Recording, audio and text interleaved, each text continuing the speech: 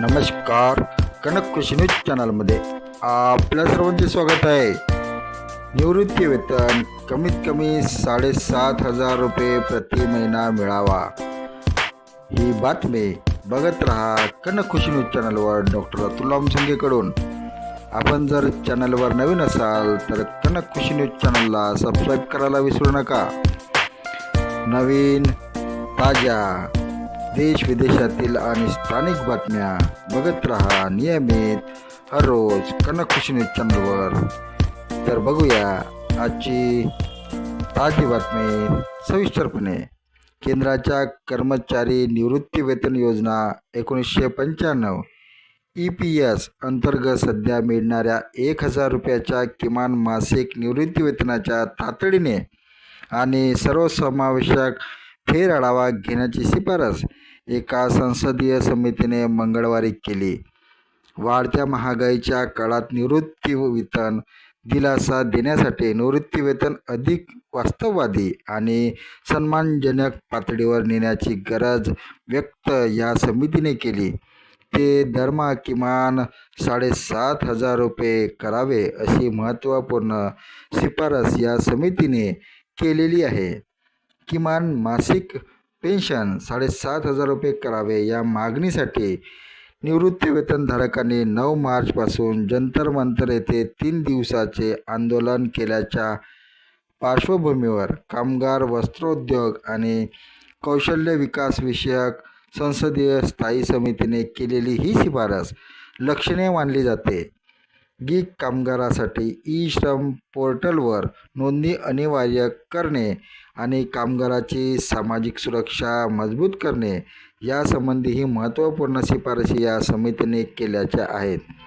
या समितीचे अध्यक्ष बसवराज बोम्मई यांनी लोकसभेत हा 15वा अहवाल सादर केला. या समितीने राष्ट्रीय किमान वेतन वाढ करण्याचा आग्रह धरला असून सुरक्षित कामगारांच्या वेतनाच्या संरक्षणासाठी स्वयंचलित नियतकालिक पुनरावलोकन प्रणाली लागू करण्याची ही शिफारस केलेली आहे. कंत्राटी कामगारांना अपघातानंतर मदत देण्यास विलंब होत असल्याचे लक्षात घेऊन ESI आणि भविष्य निर्वाह निधीच्या योजनेअंतर्गत वेळेवर भरपाई मिळण्यावर समितीने भर दिला असून त्यासाठी केंद्र आणि राज्य सरकारला काटेकोर देखरेख ठेवण्याचे अहवालात म्हटलेले आहे.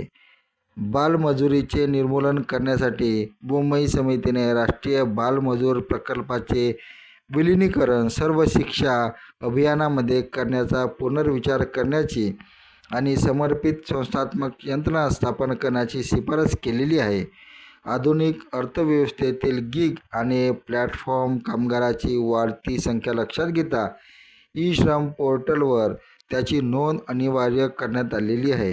कामगारांना आवश्यक विमा, अपघात संरक्षण आणि इतर सामाजिक सुरक्षा लाभ मिळावेत यासाठी मध्यस्थांच्या ॲग्रोगेट्स जबाबदाऱ्या स्पष्ट कराव्यात अशी शिफारसही अहवालात केलेली आहे. रोजगार निर्मितीसाठी पंतप्रधान विकास भारत योजनेवर सातत्याने देखरेख करावी यावर बोम्मई समितीने भर दिलेला आहे. या योजनेने जुलै 2027 पर्यंत 3.5 कोटी रोजगार निर्माण करण्याचे लक्ष्य गाठले पाहिजे.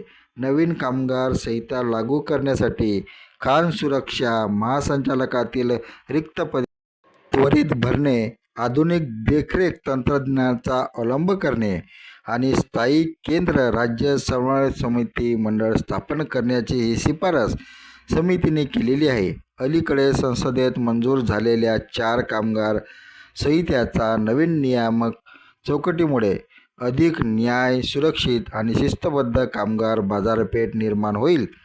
त्यामुळे कामगारांच्या हक्काचे संरक्षण होईल असा विश्वास या समितीने केलेला आहे.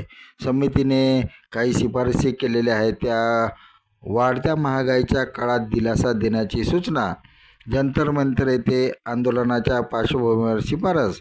अध्यक्ष बोम्मई यांचा अहवाल लोकसभेत सादर झाला असून यामध्ये निवृत्ती वेतन किमान 7,500 रुपये संसदीय समितीने शिफारस केलेली आहे. धन्यवाद. आपण बघत होता कनक कृषी न्यूज चॅनलवर आजच्या ताज्या बातम्या. आपण कनक कृषी न्यूज चॅनलला सबस्क्राईब करा आणि आपले कॉमेंटसुद्धा द्या. तर बघत रहा नियमित कनक कृषी न्यूज चॅनलवर ताज्या ठळक बातम्या नियमित बघत रहा.